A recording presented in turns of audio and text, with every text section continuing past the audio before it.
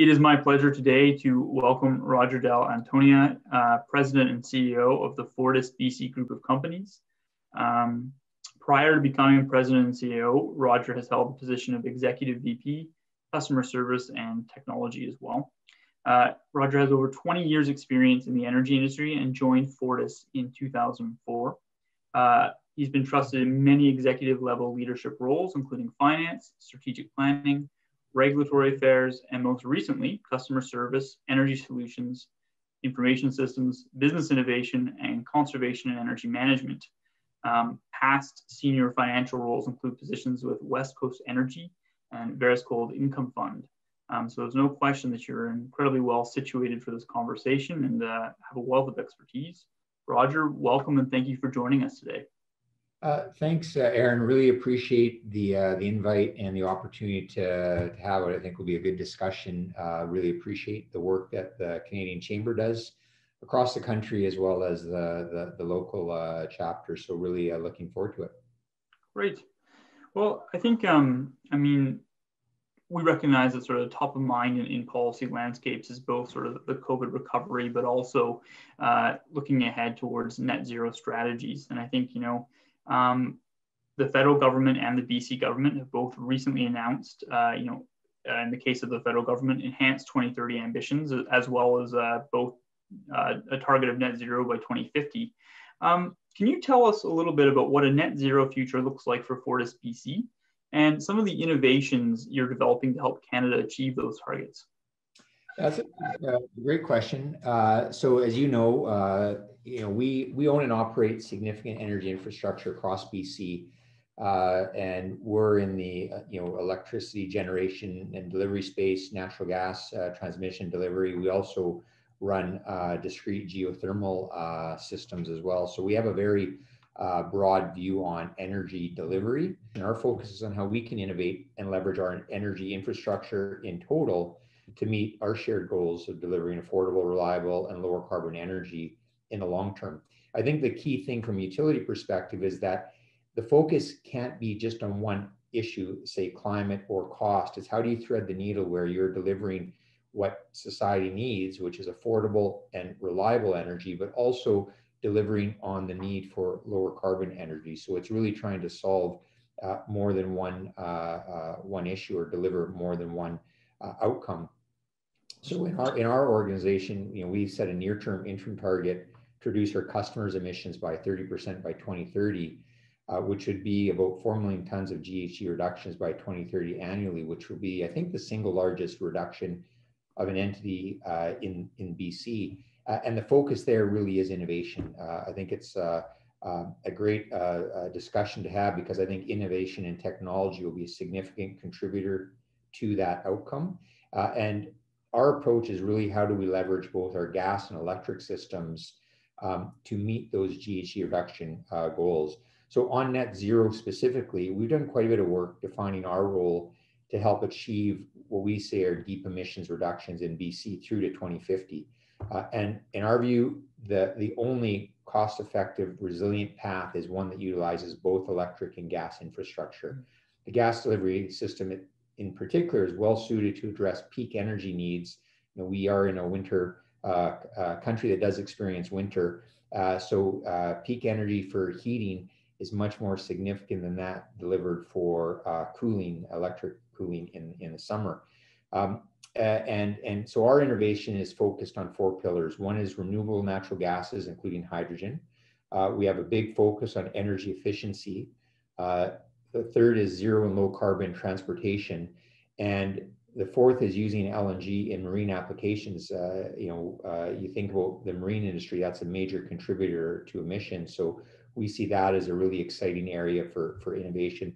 And the last thing on the innovation front around renewable gases is something that we're quite excited about, is how do we partner with Indigenous communities on developing energy projects that support renewable natural gas, renewable energy projects. So if you take the 50,000-foot view, I think the innovation piece is really going to drive our shared path to 2050. Great. No, it's fascinating, sort of all those initiatives. Thanks so much for that overview. And I really do hope we see, an increased sort of understanding, especially at the federal level, of the role that renewable natural gas can play, and especially I think the ambitious target of sort of getting in there and displacing bunker fuels is a really key goal. So I hope the momentum carries on that. I guess the sort of related to that question, I think you touched on it a little bit, is that when we look at sort of the federal policy signals and sort of the general landscape, I think we're anticipating a lot of pressure from both increased digitalization, the ramp up of electric vehicles, and all this seems to suggest that Canada will need a lot more, or need to generate a lot more electricity in the decades ahead. However, I think you touched upon this. Relying solely on electricity could create some new vulnerabilities for Canadians. So, what role should renewable natural gas and hydrogen blending into natural gas play in powering Canada's future? How might Fortis Energy products play a complementary role in a world of increased electrification? That question in and of itself is the question, right? Like, I think it's a question that is very timely given the federal legislation, which is before Parliament on NetZero, but also here in BC, our government has been committed to this journey and is looking to enact similar legislation.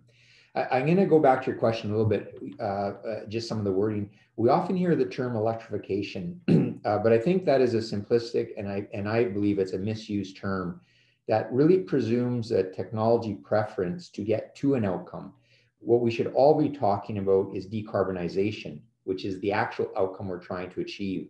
You could, when you think about electrification in and of itself, only makes sense if it's clean, renewable, sustainable energy. So electrification in and of itself doesn't get you to decarbonization unless you presume, what the generation source is. So I think the language we need to focus on is decarbonization, because that's actually the outcome, and be agnostic on the pathway.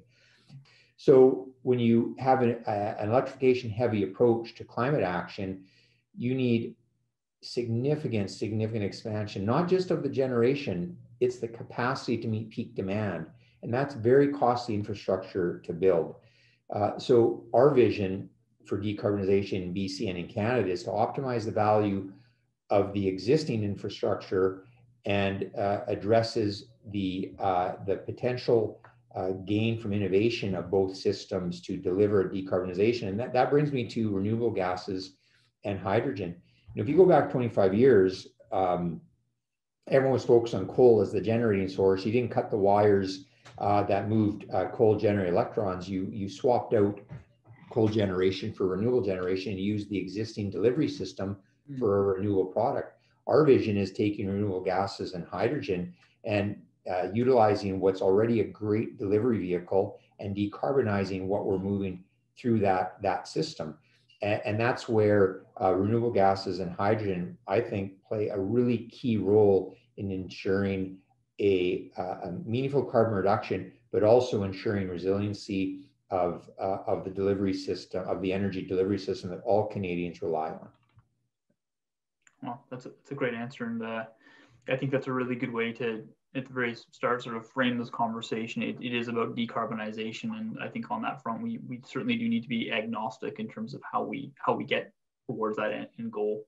I think you've mentioned an awful lot in terms of just sort of what's going on with FortisBC, the 4 pillars, and so this is sort of a two-part question that kind of follows up on that. It's really what is the biggest opportunity ahead of Fortis, and also at the same time, what is the biggest challenge? And are there ways public policy can help you address it? Oh, two-parter. So on the biggest opportunity, one thing that I touched on briefly earlier was around the marine fueling opportunity. Trans-Pacific trade, transatlantic trade, imports to Canada, exports, a significant part of our economy. So we see a huge opportunity for LNG in the marine fueling space. So each year, thousands of vessels, come into Port Vancouver ports. So the big opportunity is those trans-Pacific container ships. if you take global shipping in its entirety, it's probably 6th or 7th on the list of emitters if it was a nation. And the IMO has got sulfur regulations to improve air quality, and it's moving towards emissions reductions targets. So when you think about global shipping, it's a significant source of both greenhouse gas emissions and regional air pollution.